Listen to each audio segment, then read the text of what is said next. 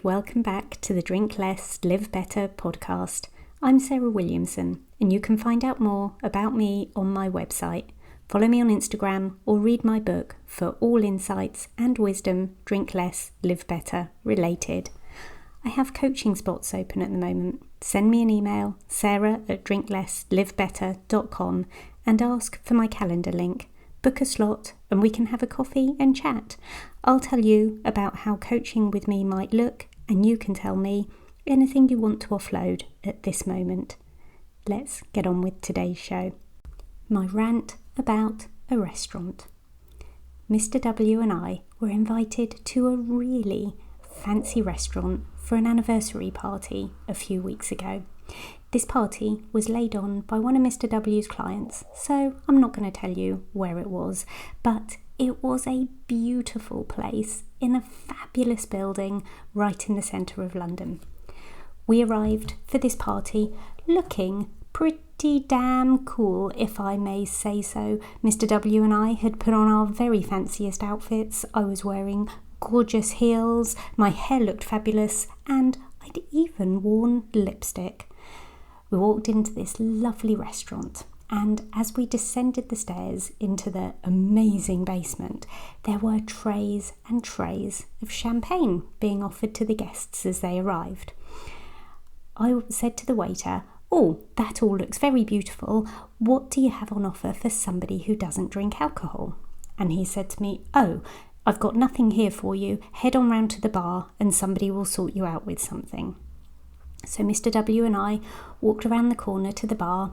There were about 4 waiters wearing their very impressive uniforms waiting at the bar, and then a bar manager standing just behind them. There was nobody waiting to be served at the bar at this moment because people were all enjoying their champagne. And I said to the barman, "Hello, I don't drink any alcohol. What do you have for me as an alternative to the champagne, please?" And he paused. He stuttered, well, we haven't really got anything to offer you, actually." And I said, "Oh, that's such a shame not to have been thought of." And he said, I can get you a champagne glass, perhaps. Would you like something like a lime and soda in it?" And I said, "No, thank you. I don't think that quite fits the bill." And I paused and I smiled at him, and he said, "How about something like a peach puree with fizzy water in it?" And I just smiled and I looked at him. And at that point, the person who I assume is the bar manager stepped forward and said, "Oh, yes, because this is a private party, we haven't laid on the normal alcohol-free options that we might have done." And I said, "Oh, that's such a shame for some of your guests, isn't it?"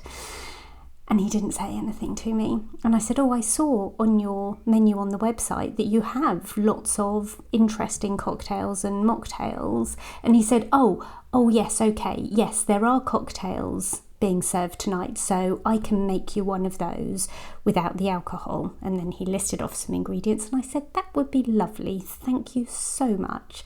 And he made me the delicious alcohol-free drink, quite begrudgingly, but he did make it, and he pushed it across the bar to me. And I said to Mr. Williamson, "Oh, what are you going to drink then?" And he had sort of been watching this unfold and said, "I guess I'll have a fizzy water, please." And the barman looked at him, got a glass out, poured about 2/3 of the glass with fizzy water, didn't put any ice or a slice in it, and pushed it across the bar to him without a flicker of a smile or acknowledgement. Mr. W and I picked our drinks up and walked off to enjoy the rest of the glorious evening and the amazing food. Why am I telling you this story? I'm telling you this story because I felt such a sense of disappointment. Even though I haven't drunk alcohol for over 5.5 years, I still feel sad not to have been thought of at a night out like this. I will always be asked whether I'm vegetarian or vegan, or whether I require a diet that doesn't include gluten or perhaps lactose. When people are asking for your dietary choices, in situations like this, they're only too happy to talk about what you might or might not eat. Why? Why are we not talking about whether you do or don't drink? And why are we not making provision for people who don't drink? There could be any number of reasons why we're not having a drink, and I don't need to list them off, but let's just start with maybe you don't drink, and then maybe you're pregnant, and then maybe you're on medication. It just doesn't matter. Lots of people choose not to drink alcohol. Let's celebrate that and give them something else to drink instead.